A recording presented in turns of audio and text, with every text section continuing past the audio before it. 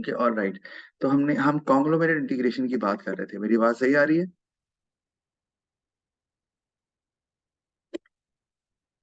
मेरी बात आपको यस सही सर। आ रही है? ओके। तो ये हमने कवर कर लिया इसको, क्योंकि मैंने डेवलप बताया कि इन दोनों पॉइंट्स को डेवलप कैसे करना है। अच्छा, मैंने ना यहाँ डिसएडवांटेजेस नहीं लिखे हुए, तो आप can you think of any disadvantage of conglomerate integration? अच्छा, मैं वैसे कहीं पर भी नहीं लिखे, मैं वैसे बारी बारी तरह पूछ लेता हूँ। जैसे मैंने हॉरिजॉन्टल के डिसएडवांटेज लिखे हैं, फॉरवर्ड के नहीं लिखे हुए। तो फॉरवर्ड का डिसएडवांटेज वैसे क्या हो सकता है आपके ख्याल में? बस कोई आइडिया है?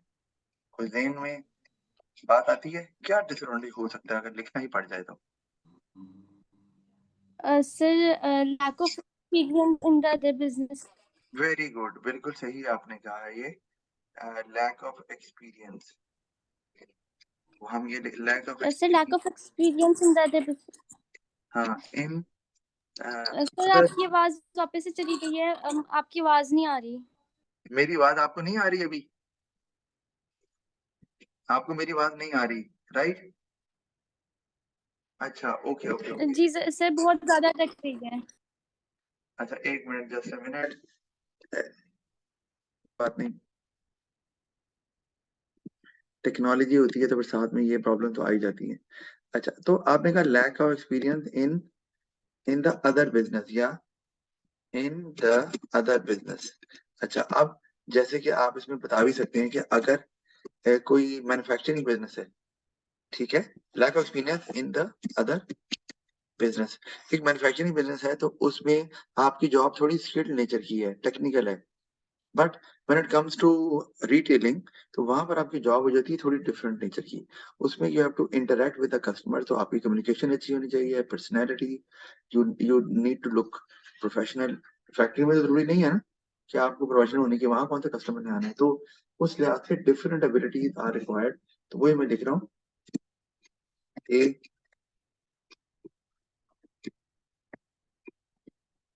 डिफरेंट एबिलिटीज,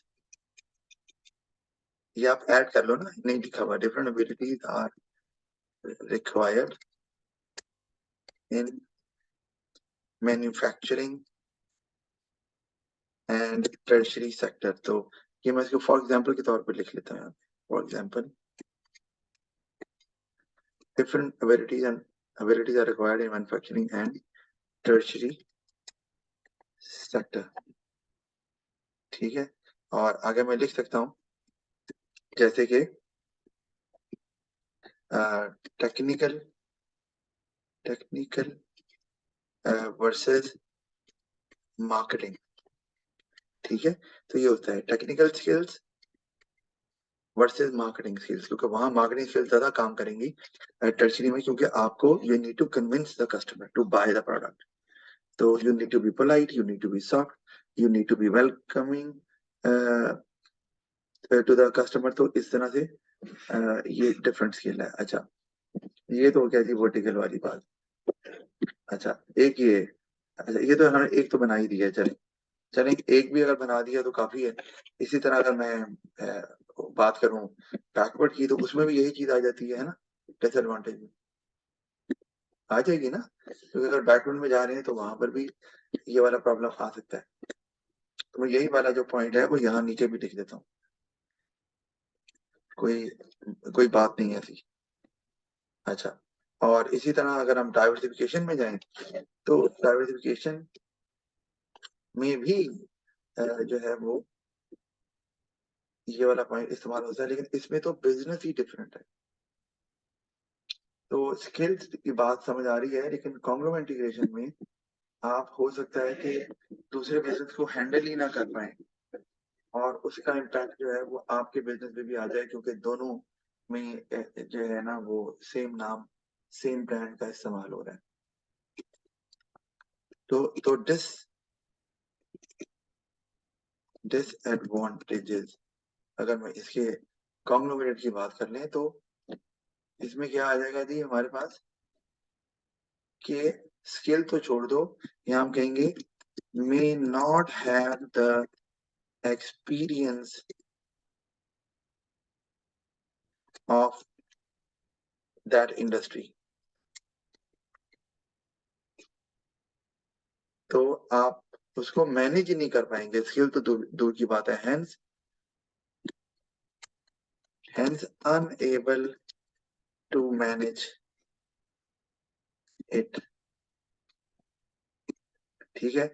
और चूंकि दोनों बिजनेस फर्जिया दोनों टर्शरी में है या दोनों सेकेंडरी में है, तो इम्पैक्ट दूसरे पे भी आ रहा है, क्योंकि वो कहेंगे यार यहाँ पर भी ये क्वालिटी दे रहे हैं तो यहाँ पर भी ये दे रहे होंगे, क्योंकि अब वो सेकेंडरी और टर्शरी की बात थोड़ी हो रही है। अब सेकेंडरी में तो लोग नहीं विजिट करते फैक्ट्रीज को, प्राइमरी में भी कहाँ विजिट करते हैं अगर प्राइमरी और सेकेंडरी की बात कर लें। लेकिन कॉन्ग्लोमरेट में मुमकिन है जो दोनों अगर फर्जिया टर्शरी में है, तो आपका एक एक्सपीरियंस बैड रहा जो कि आपसे नहीं मैनेज हुआ, तो आपका जो ऑलरेडी बिजनेस पहले था बिफोर द टेक ओवर या मर्जर, तो उस पर भी इम्पैक्ट आ सकता है। तो मैंने जो लिखा, may not have the experience of the industry hence unable to manage it, moreover it can have an impact on the other business too, या already established business too, ये भी कर सकते हैं। अच्छा, तो ये हमारी बात हो गई। और इसी तरह अगर आगे चले तो आगे हमारा टॉपिक आ गया increasing the scale of production. तो पहले ये हमें पता होना चाहिए कि इंक्रीज स्केल ऑफ प्रोडक्शन से मुराद क्या होता है। तो मैंने लिखा भी हुआ है कि स्केल ऑफ प्रोडक्शन का मतलब है कि जो अमाउंट ऑफ रिसोर्सेज हैं, फैक्टर्स ऑफ प्रोडक्शन है, वो बिजनेस के पास कितने हैं। तो अगर मैं कहूँ increasing the scale of production, तो it is not same as increasing the production level. ये हमें क्लियर करने की जरूरत है। स्केल ऑफ प्रोडक्शन का मतलब है कि बिजनेस की कैपेसिटी बढ़ गई है, तो तभी ऐसा मुमकिन है, और बिजनेस ग्रो कर रहा है ऑफ कोर्स। तो हम जब ऊपर पढ़ रहे हैं merger, takeover, internal growth, तो इन सब में स्केल ऑफ प्रोडक्शन बढ़ता है, इसीलिए ये कॉन्सेप्ट उनसे रिलेटेड है। तो अगर मैं आपको एग्जांपल देता हूँ कि एक बिल्डिंग है, और बिल्डिंग में let's say the capacity of that building is to produce let's say 500 shirts। तो अभी right now 200 shirts are being produced। if you increase the production from 200 to 400, तो क्या ये स्केल ऑफ प्रोडक्शन बढ़ गया? No, sir. वेरी गुड, क्योंकि आपके पास still idol resources हैं और कैपेसिटी फैक्ट्री की ज्यादा है, तो you still have idle land available, labour भी शायद आपके पास हो, कैपिटल भी है, तो आपने तो कैपेसिटी तक पहुंचे ही नहीं। अगर आप if you buy another factory और you take another building on rent and start producing there as well, तो आपका लैंड भी बढ़ गया, वहां लेबर भी चाहिए होगी, कैपिटल भी चाहिए होगा, और इस तरह से आपके फैक्टर ऑफ प्रोडक्शन में इजाफा हो गया, कैपेसिटी बढ़ गई टू प्रोड्यूस, तो स्केल ऑफ प्रोडक्शन बढ़ गया। तो ये हमें जरूर समझना है कि जब डेफिनेशन दे रहे हैं तो ये नहीं लिख देना कि scale of production is something where business is able to produce more, तो ये गलत हो जाएगा। तो प्रोड्यूस तो आप आइडियल रिसोर्सेज को यूज करके भी कर सकते हैं, जब तक कि आपके रिसोर्सेज बढ़ेंगे नहीं, आपकी कैपेसिटी नहीं बढ़ेगी और स्केल भी नहीं बढ़ेगा। अच्छा, इंटरनल इकोनॉमी स्केल और एक्स, ये हमने पढ़ा हुआ है और आपने भी बताया था। अच्छा, ये इंटरनल इकोनॉमी स्केल को इंटरनल क्यों बोलते हैं, ये बता सकती हो? बाकी तो चलो बिजनेस में पढ़ा हुआ आपने, कोई आइडिया है? सर शायद इसलिए क्योंकि विद इन द इंडस्ट्री जो मैनेजमेंट होती है उस वजह से। हाँ, and ये आप कह लो it is a competency, a capability, an ability of one single firm in the whole industry. इसका मतलब है उस इंडस्ट्री में बाकी जो फर्म्स हैं उनको ये एडवांटेज हासिल नहीं हो रहा, कॉस्ट एडवांटेज किसी एक फर्म को हो रहा है जिसने अपने शेयर ऑफ प्रोडक्शन में इजाफा किया, तो इसीलिए ये इंटरनल है, ये कंपनी की इंटरनल कैपेबिलिटी या एबिलिटी या स्ट्रेंथ है, और वो strength of course scale of production बढ़ाने से आई है। तो बाकी फर्म जो है उनको ये कॉस्ट एडवांटेज नहीं है इन दैट इंडस्ट्री, तो इसलिए इसको इंटरनल बोलते हैं। अच्छा, और उसमें फिर परचेजिंग आ गया, ऑफ कोर्स आपका बिजनेस बड़ा है तो आप बल्क में बाय कर रहे हैं, बाकी थोड़ी कर रहे हैं, तो आपको ट्रेड डिस्काउंट मिलेगा ना, और एवरेज कॉस्ट कम होगी ऑफ कोर्स। इसी तरह से अच्छा, एक सवाल है कि सप्लायर आपको ट्रेड डिस्काउंट क्यों देता है? वजह क्या हुई? Sir to encourage bulk buying. हाँ, वही कह रहे थे, बल्क बाइंग से उसको फायदा क्या हो रहा है? वो ना दे एक बंदे को और बाकी लोग ले जाएंगे, को फायदा क्या हो रहा है? सर हो सकता है कि प्रोडक्ट्स पेरिशेबल हो तो उसको जल्दी बेचना हो। प्रोडक्ट क्या हो? पेरिशेबल। पेरिशेबल हो। अच्छा, ओके। अब बात तो आपकी वैसे ठीक है, लेकिन पेरिशेबल हो या ना हो, जब भी आप बल्क में लेते हैं तो डिस्काउंट मिलता है, तो फिर वहां कैसे अप्लाई होगा? चलो, पेरिशेबल में एक तरह का कोई सप्लायर है, लेकिन ये तो आपको हर बिजनेस में मिलेगा अगर आप बल्क में खरीदेंगे। क्या वजह? उसकी वजह ये है कि instead of dealing so many customers, you just have to deal one single big business. आपकी एडमिनिस्ट्रेशन कॉस्ट कम हो गई। आपको क्या कहते हैं, आपका जो स्टॉक पड़ा हुआ है वो उसी वक्त जो है ना क्लियर हो जाएगा, और it will be sold to one big customer जो आप होंगे। और जो बिजनेस सप्लायर है can focus on their next batch of production, या जो मैन्युफैक्चरिंग करनी है उस पर फोकस करेगा, rather than waiting for the customers to buy all the inventory या all the items produce by the supplier. तो ये एक एडवांटेज है सप्लायर को, जिसकी वजह से वो बल्क बाइंग फर्म्स को डिस्काउंट देता है। अच्छा, फिर मार्केटिंग इकोनॉमी नाम से नजर आ रहा है, वैसे मार्केटिंग में बहुत सी चीजें आती हैं, आपने बिजनेस भी पढ़ा है, बहुत सी एक्टिविटीज हैं। तो मार्केटिंग में एडवर्टाइजिंग ऑफ कोर्स आती है, मार्केटिंग में ट्रांसपोर्टेशन भी आ जाती है। तो ये दोनों, जो कि डिस्ट्रीब्यूशन है ना, ट्रांसपोर्टेशन। तो एक बड़ा बिजनेस अगर अपनी ट्रांसपोर्ट रख रहा है तो ऑफ कोर्स उसको ना तो रेंट देना पड़ रहा है, चीजें टाइम पे पहुंच रही हैं, डैमेज होने के भी चांसेस कम है क्योंकि वो अपनी ट्रांसपोर्ट है, अपना ड्राइवर है, तो एक्स्ट्रा केयरफुल होते हैं वो। और तो ये जो फायदे हैं, ये ट्रांसपोर्ट, ये आपकी कॉस्ट को कम कर रहे हैं। ऑफकोर्स स्मॉल फर्म्स का तो के लिए पॉसिबल नहीं है to afford large commercial vehicles to transport goods. अच्छा, इसके अलावा एडवर्टाइजिंग को भी इसमें डाल सकते हैं, क्योंकि वो भी मार्केटिंग, कि अगर आप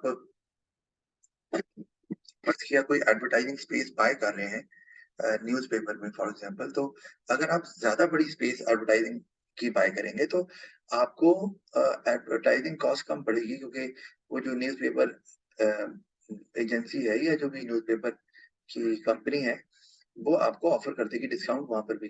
लेकिन इसको हम परचेजिंग इकोनॉमी इसलिए नहीं बोल रहे क्योंकि ये एडवर्टाइजिंग की बात हो रही है, तो इसलिए ये मार्केटिंग में आएगा। लेकिन बात वही है कि ज्यादा स्पेस बाय की तो उन्होंने आपको कम चार्ज किया, तो अब उनको they don't have to look for more customers to buy the advertising space, तो ऑक्यूपाई हो गई जल्दी आपकी वजह से। अच्छा, फिर आगे चलते हैं मैनेजरियल इकोनॉमीज।